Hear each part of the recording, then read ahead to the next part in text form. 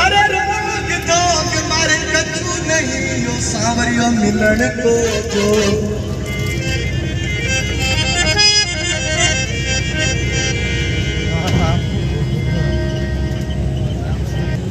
खोदत कुआ मर गया मोद लई गुजंगे ने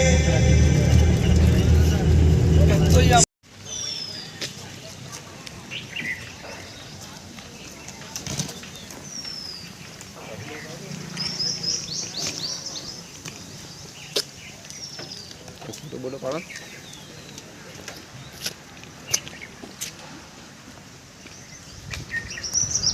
अंग्रेजी पा दिया मुझे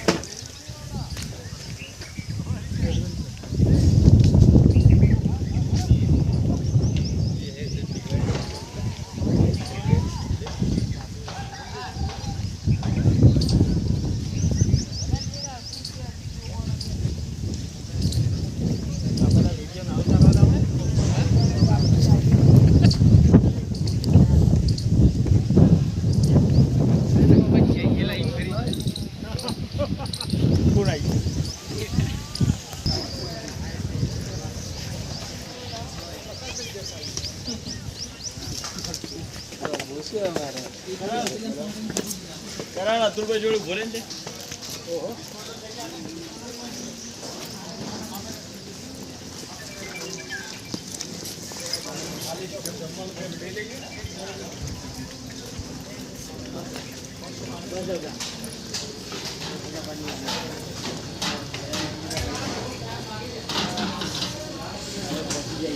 एक वाला लगा दे वहां पे स्विमिंग पूल है जहाँ आना हुआ आना सकते रूम है इधर गर्मी है बारिश है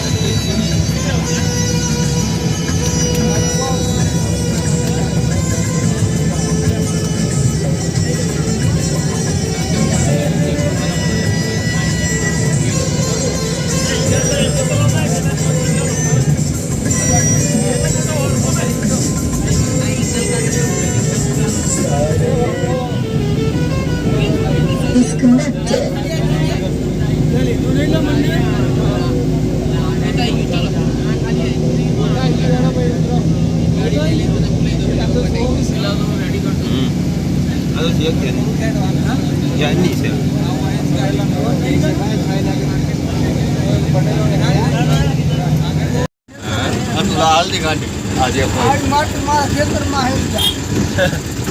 આપણે જે હોટેલ મોડો કઈ આવું કેમ નો ડર હરદર ન લાવી એ ડર આવો છે આગળ છે ને શીલા આવશે હા આથી હલ્દી ગાડી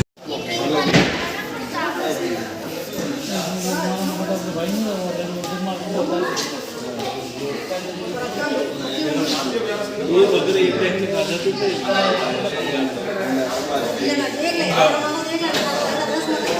50 मत है ये ओनली ओपदार का इनमें ना ये जानो दिया हमें तो भाई ने दिया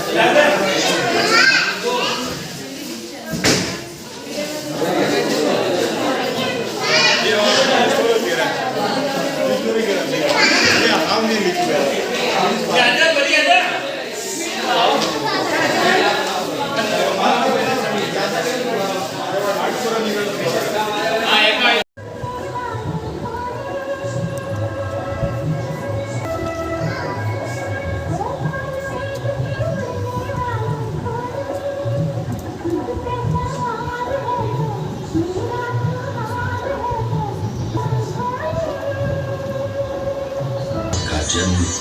जिले के अखेराज सोनदरा की पुत्री एवं महाराणा उदय सिंह की महारानी जयवंत कंवर की कोख से विक्रम संवत 1597 में अर्थात 9 मई 1540 को चित्तौड़गढ़ हुआ। बाल्यकाल चित्तौड़गढ़ में गुजरा। सन 1567 में अकबर ने जब चित्तौड़गढ़ पर आक्रमण किया तो मेवाड़ के प्रमुख सरदारों और सेना नायकों के आग्रह पर महाराणा उदय सिंह ने चित्तौड़गढ़ छोड़ दिया। अपने देश, कुल, गौरव और मातृभूमि की मर्यादा के लिए प्राण न्योछावर करने वाले योद्धाओं और लड़नाओं से प्रताप ने न केवल सीख ली बल्कि ये घटना उनके जीवन का आधार बन गई। फरवरी 1572 को महाराणा उदय सिंह का देहांत हुआ। प्रताप की ज्येष्ठता और योग्यता को ध्यान में रखते हुए सरदारों ने उनको राजगद्दी पर आसीन किया। होली के दिन उनका गोगुंदा में राज तिलक हुआ। उस समय तक लगभग सभी राजाओं ने अकबर की अधीनता स्वीकार कर ली थी। एकमात्र महाराणा प्रताप ने अपना मस्तक अकबर के आगे नहीं झुकाया। प्रताप मुगलों से लोहा लेने की तैयारी में जी जान से जुट गए। 18 जून 1576 की सुबह हल्दी घाटी और खमनोर के मध्य एक मैदान में ऐतिहासिक युद्ध हुआ। महाराणा प्रताप की सेना गोगुंदा से हल्दी घाटी पहुंची, जबकि सेनापति मानसिंह के नेतृत्व में मुगल सेना ने हल्दी घाटी के ठीक नीचे मैदान में अपना मोर्चा जमाया। मुगल सेना के हरावल दस्ते द्वारा घाटी में घुसपैठ करने के प्रयास की प्रतिक्रिया स्वरूप महाराणा प्रताप की सेना मुगलों पर टूट पड़ी। प्रताप के हरावल सैन्य दलों का नेतृत्व पठान हाकिम खान कर रहे थे। हीरू राणा, जो राणा पूंजा के नाम से भी जाने जाते हैं, उनके नेतृत्व में भील आदिवासियों ने गोरिल्ला पद्धति से युद्ध करते हुए मुगलों के छक्के छुड़ा दिए। देखते ही देखते शाही सेना में खलबली मच गई। रक्त तलाई घोड़ों की टापों, हाथियों की चमकारों और तलवारों की झंकारों से गूंज उठी। चारों तरफ हाहाकार मच गया। युद्ध का घटनाक्रम अचानक उस समय बदल गया जब प्रताप ने अपने घोड़े चेतक को एड़ लगाकर मानसिंह के हाथी पर चढ़ा दिया और उस पर भाले से भरपूर वार किया। मानसिंह हौदे में दुबक गया। हाथी से उतरते समय चेतक की एक टांग कट गई। इस स्थिति को भांपकर महाराणा प्रताप के हमशक्ल सेनापति झालामान ने महाराणा प्रताप से आज्ञा लेकर उनका राजमुकुट धारण किया। मुगल सेना झालामान को महाराणा प्रताप समझकर उन पर टूट पड़ी और झालामान शहीद हो गए। उधर चेतक ने अपने स्वामी को 5 किलोमीटर तक 3 टांगों पर ही लेकर एक बरसाती नाले को पार किया। उसके पश्चात उसके प्राण पखेरु उड़ गए। इस युद्ध से महाराणा प्रताप के मन पर गहरा प्रभाव पड़ा, जिसे उन्होंने जीवन भर निभाया। महाराणा प्रताप ने अपना सैन्य बल बढ़ाकर सर्वप्रथम अरावली पर्वत की घाटियों में बसे दिलेर पर चढ़ाई कर विजय प्राप्त की। इसके बाद कुंभलगढ़ पर भी विजय प्राप्त की। सिर्फ चित्तौड़गढ़ को छोड़कर सारे मेवाड़ को अपने अधीन कर लिया। कालांतर में महाराणा ने चावंड में अपनी राजधानी स्थापित की।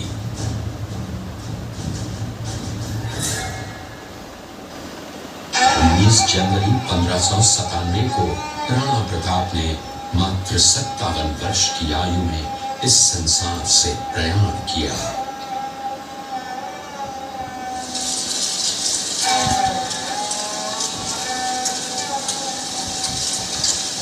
हल्दी घाटी का युद्ध एक सांप्रदायिक युद्ध न होकर आत्मसम्मान, मातृभूमि की स्वतंत्रता व स्वाधीनता का संघर्ष था। इसका प्रमाण ये है कि जहां पर अकबर की सेना के सेनापति जयपुर के राजा मानसिंह थे, वहीं पर महाराणा प्रताप की सेना के सेनापति काबुल के हाकिम खां सूर थे। महाराणा प्रताप स्वतंत्रता की वेदी पर एक ऐसा अंगारा था जो आत्मसम्मान व देश गौरव के लिए दिन रात जलता रहा, धधकता रहा और अंत में बुझकर भी उसने देश में ऐसा लौह भर दिया जिसकी प्रखर किरणों ने भारत माता को गुलामी की जंजीरों से मुक्त कराने के लिए सदा प्रेरित किया। में फैला हुआ है। इस किले पर जब भी विदेशी आक्रांताओं ने आक्रमण किया और उस आक्रमण में कोई भी राजा व सैनिक वीर गति को प्राप्त कर लेते, तो उनकी पत्नियां वीरांगनाएं अपने सतीत्व की रक्षा करने के लिए जलती हुई अग्नि में कूद प्राणों को त्याग देती थी, जिसे हम जौहर कहते हैं। चित्तौड़गढ़ में 3 मुख्य बड़े जौहर हुए थे। प्रथम जौहर 1303 ईस्वी में रानी पद्मिनी ने 16,000 स्त्रियों वीरांगनाओं के साथ जौहर किया था, सिर्फ अल्लाउद्दीन खिलजी के कारण। दूसरा जौहर 1535 ईस्वी में गुजरात के शासक बहादुर शाह के आक्रमण के कारण रानी कर्मावती ने वीरांगनाओं के साथ किया। और तीसरा जौहर 1568 ईस्वी में जब अकबर ने चित्तौड़गढ़ पर आक्रमण किया, उसी समय रानी फूलकुंवरी ने 7,000 वीरांगनाओं के साथ जौहर किया। फिर भी अकबर का मन नहीं भरा और अंत में हजारों आम लोगों का कत्लेआम करवाकर उन्हें मौत के घाट उतारा गया। इस किले में देखने योग्य विजय स्तंभ है, कीर्ति स्तंभ, मीरा मंदिर, जैन मंदिर, कालिका माता मंदिर, भामाशाह हवेली, कुंभा श्याम मंदिर, फतेह प्रकाश महल हैं। ये किला यहाँ से 140 किलोमीटर दूरी पर है।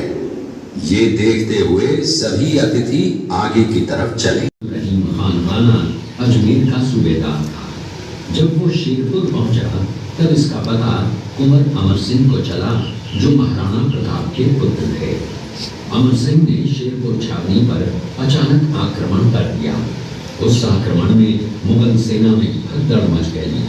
मुगल सेना को अपनी छावनियों को छोड़कर भागना पड़ा। छावनियों के अंदर से लूटा हुआ माल व अब्दुल रहीम खान खाना, जिसकी बेगम आनी खान को बंदी बनाकर महाराणा प्रताप के सामने पेश किया गया। तब अमर सिंह पर महाराणा प्रताप क्रोधित हुए और कहा, जहां से इस नारी को बंदी बनाकर लाए हो, इसे पुनः सहसम्मान लौटा कर आओ। महाराणा प्रताप ने कहा, हमें नारी से कोई दुश्मनी नहीं है, हमें तो देश विद्रोहियों से दुश्मनी है, जिन्होंने चारों तरफ आतंक फैलाया है। महाराणा प्रताप के आदेश का पालन करते हुए कुंवर अमर सिंह ने उस मुगल नारी को सहसम्मान छावनी तक पहुंचाया। थी जिसने अपने पुत्र का बलिदान देकर राजवंश की रक्षा की थी। उस मां का नाम पन्नाधाय था। पन्नाधाय जाति से गुर्जर थी। वो एक राजकुमार की धाई मां थी। दूसरी तरफ हाथ में तलवार लिए खड़ा ये बनवीर सिंह एक दासी पुत्र है। ये कुंवर उदय सिंह की हत्या करके मेवाड़ की राजगद्दी प्राप्त करना चाहता था। एक रात्रि बनवीर सिंह को मौका मिला। वो राजकुमार उदय सिंह के बड़े भाई विक्रमादित्य सिंह की हत्या करके राजमहल की तरफ आगे बढ़ा। इसकी सूचना पन्नाधाय को लग गई। कुछ समय तक पन्नाधाय चिंतित हुई। तभी पन्नाधाय ने अपने पुत्र चंदन को राजसी कपड़े पहनाकर पलंग पर सुला दिया और उदय सिंह को एक टोकरी के अंदर छिपाकर पत्तों से ढक के महल के बाहर निकालकर गुप्त रास्ते से कुंभलगढ़ भेज दिया। बनवीर सिंह जब तलवार लेकर राजकक्ष में आया तो उसने पन्नाधाय से कड़क आवाज में उदय सिंह के लिए पूछा तो पन्ना भाई ने चंदन की तरफ इशारा किया। बनवीर ने चंदन को उदय सिंह समझकर चंदन की हत्या कर दी और ये समझने लगा कि मैंने राजकुंवर उदय सिंह को मार दिया। वही राजकुंवर बड़े होकर राजा बने और अपने नाम का उदयपुर नगर बसाया, जो यहाँ से 40 किलोमीटर दूर है। ये दृश्य महाराणा प्रताप और सुविख्यात स्वामी भक्त घोड़े चेतक के अंतिम मिलन का है। हल्दी घाटी युद्ध के बाद चेतक घोड़े ने 22 फीट के एक बरसाती नाले को पार किया। ये उसी समय का दृश्य है। पास में खड़े महाराणा प्रताप के छोटे भाई शक्ति सिंह हैं, जो पहले मुगल सेना में थे। बाद में वो महाराणा प्रताप की तरफ आए, माफी मांगी और अपना घोड़ा महाराणा प्रताप को दिया। ये देखते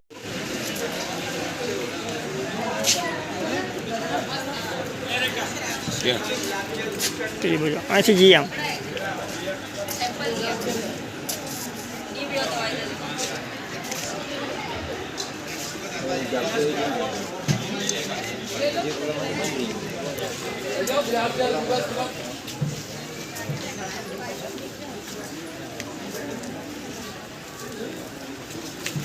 जो आने कूવો કહેવાય, આ પાણી ભરવા જ આવે છે। આને ઊંટ કહેવાય હો। જો આવું જો अच्छा आएगा बेटा ना। अच्छा आएगा 2 मिनट जैसा कहेगा 2 मिनट बहुत बढ़िया फोटो आ रहा है। देखता है बहुत अच्छा फोटो आ रहा है।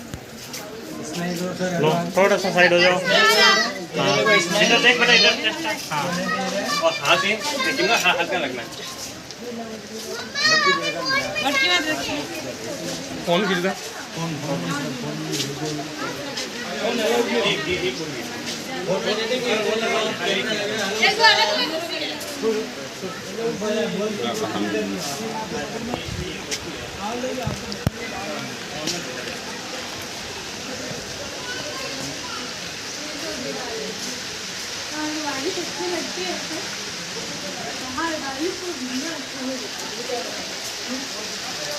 બધું નવું બનાવે છે। આ બનાવે છે હજુ તો। આખો ઇતિહાસ બનાવવાનો। એટલે આ બધું જૂનવાણી તો બધું ત્યાં પડ્યું છે લે। આ તો આખે આખું નવું બનાવ્યું છે। જોઈને જોઈને કોપીઓ મારી। કમાવા માટે। આનો ઓલો જે મહેલ છે ને, બધું જૂનવાણી બધું એમાં પડ્યું છે। ઓરિજિનલ મ્યુઝિયમ જ છે હો।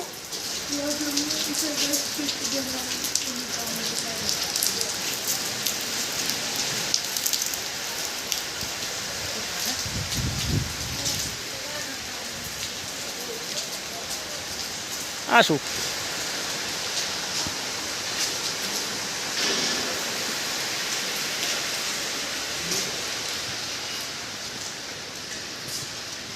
આ તો હોટેલ છે, હોટેલ।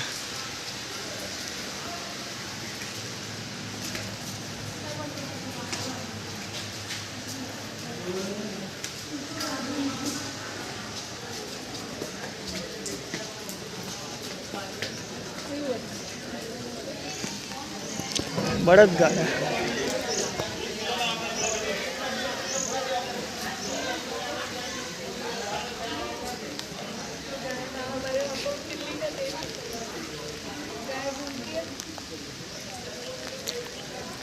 આ જો ઘંટી,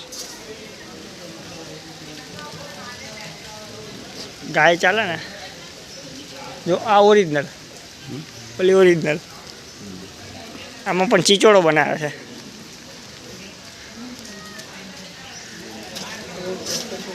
આ પાણી કાઢવાનું મશીન, એક આ અને એક ઓલું સામે છે નહીં।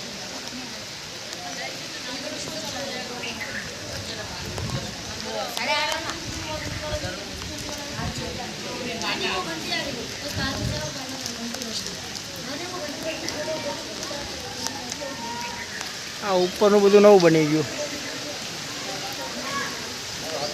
હાલો ક્યાંક બેસી જઈએ શાંતિથી।